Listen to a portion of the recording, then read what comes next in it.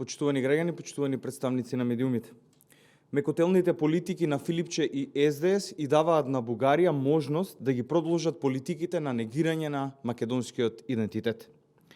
Филипче и СДС немаат против ние да бидеме северно македонци, напротив, тие ја потврдуваат и шират оваа терминологија, заедно со нивната теза дека уставните измени се последниот чекор за влез во Европската Унија.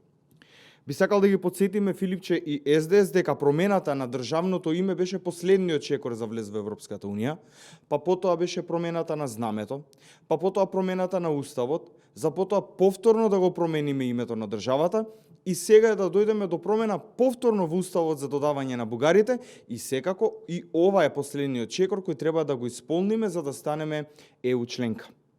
Да не ги заборавиме и датумите за отпочнување на преговори со Европската Унија, кои менторот на Филипче, Зоран Заев, неколку пати ги споделуваше во јавноста, за еве 5 години подоцна, поради тие нивни антидржавни политики, да сме подалеку од Европската Унија, отколку што бевме порано.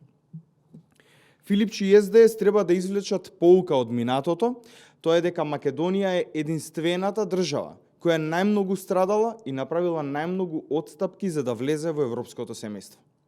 Сите отстапки кои ги има државата направено се од времето на Социјалдемократскиот сојуз, кога луѓе, поранешни функционери, поради лични интереси ја продавале државата.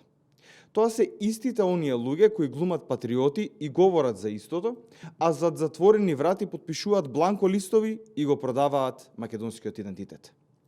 Затоа, Македонија не смее да подклекнува поради криминалното минато на ликови како Зоран Заев и Венко Филипче, кои за да се спасат од правдата и да дојдат на власт, државата би однеле во амбиси. Ви благодарам. Дали имаме прашања? Доколку нема, ви благодарам.